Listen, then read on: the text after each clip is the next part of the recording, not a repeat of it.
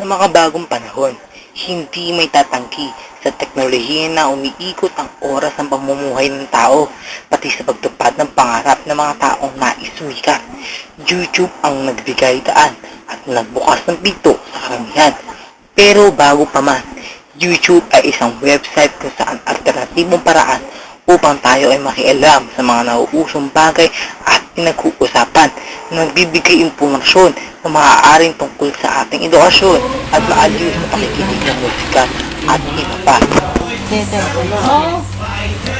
Pwede mo magtanong? Ano yun? Ano ang halaga ng ang mabibigay sa iyo ng YouTube? Kasi marami akong makukuha dito mga video. Si Justin Bieber ay ang kauna nakamalat at nagpakita ng talento sa bagong pamamaraan kung saan tinatawag na YouTube ng milyon-milyon tao naman. Kasunod na nga nito ay ang hindi matawarang talento ng mga Pilipino. Dahil sa nauusong paraan na ito, maraming mga Pilipino ang naihayag ang kanilang talento o pamamagitan ng paraan na ito. Kapag-girl naman niyo ako. Dito lang kayo.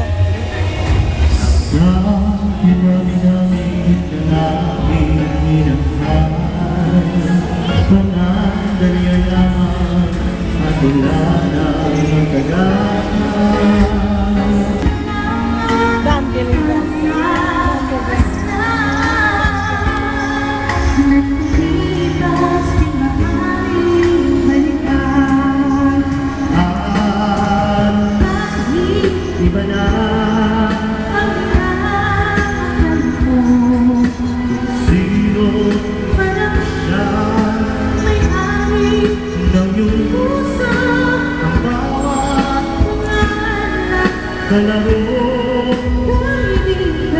isa pa lamang ganito.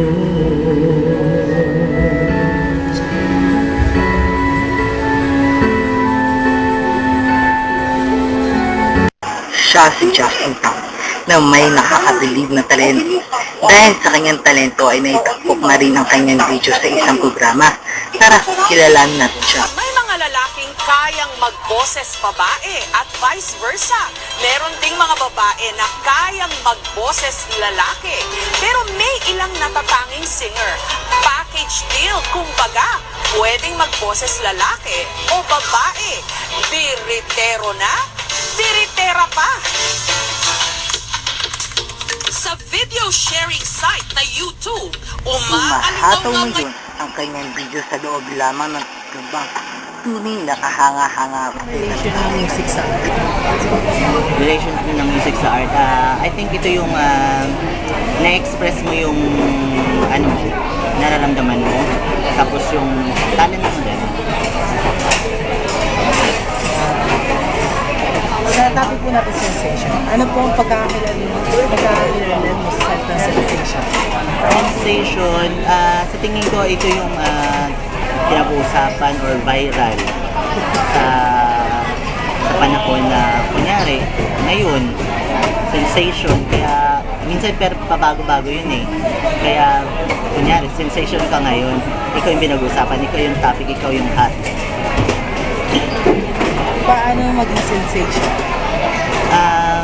Actually, hindi ko rin alam yung hindi ko alam kung paano maging sensation. Nagugulat na lang ako na tawag nila sa akin YouTube sensation. Kasi dahil na sa video na yun. Sa tingin ko ba, nagiging frustration ba ito sa mga tao na nag-upload sa YouTube para makilala sila? May mga nakilala ako na nag-upload ng video para makilala. Sabi ko, kung mag-upload ka ng video, sana maganda, unang-una maganda yun. So tapos kailangan yung kakantahin mo, yung ipaparamdam mo sa kanila, ipapanood mo sa kanila, the best mo na yun. Tanong na rin ang ating tungkol sa mga tao kaalaman tungkol sa mga uploader at bakit ganun na lamang tayo naapektuhan. Ano po yung masasabi nyo sa psychological effect ng pag-upload ng mga tao ng video sa internet?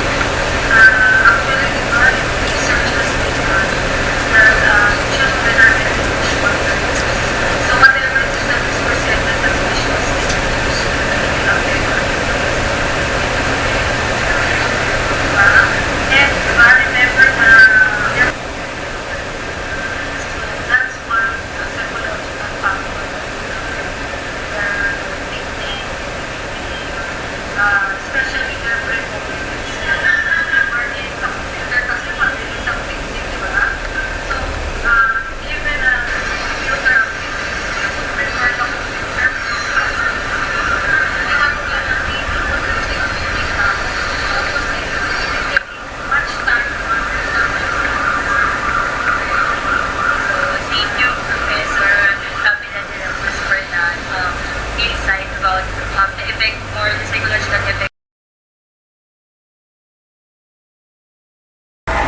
actually kasi yung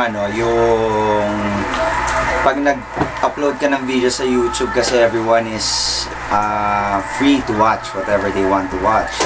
Tapos nandun kasi rin yung tulong ng halimbawa let's cite an example, halimbawa yung Call Me Maybe, di ba? Kahit sabihin natin hindi mo nais panoorin yung mga videos nila. Halimbawa si Carly J. Repsen, i-type mo yon, official video, makikita mo yun sa gilid, di ba? So, you happen to be curious, i-click mo yon.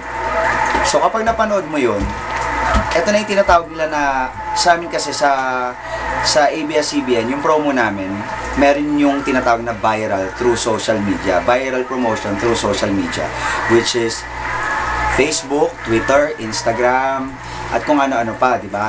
Kumbaga yun, para sa akin, mas malaki yung potential ng nadidiscover through viral Yun nga, YouTube. Kasi, kumbaga, mas madali.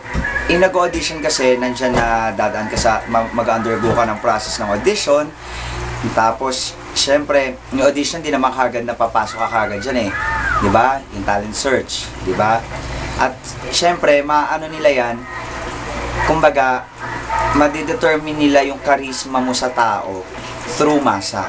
Which is, kapag nakita nila sa YouTube na maraming hits, maraming views, diba? Nangangarap sumikat at sa mga taong may planong mag-upload ng kanilang video sa YouTube. Advice ko sa inyo, kung mag-upload kayo ng video, yun nga, unang-una maganda sana yung quality ng video. Tapos, second, yung ipapakita niyo sa tao, siguraduhin nyo na magugustuhan nila, tsaka na ma-share nila, lalo na yung talent ninyo. Kung hindi pa kayo sigurado, wag nyo muna i-share or ang gawin nyo, pag-igihan nyo. Kung yung time na gusto nyo na sumikat, hindi ganun kadali. Gagawin step by step. Darating din yung time mo na sisikat ka, darating yung time mo na makikilala ka, antayin mo lang kung kailan. Basta lagi ka lang mag-pray. Malaging pasalamat dahil sa talent na pinakaloob sa'yo. Bago ang lahat, sinubukan din ng aming grupo na gumawa ng aming sariling video kung may kakagat sa masa. Tara, panoorin nyo.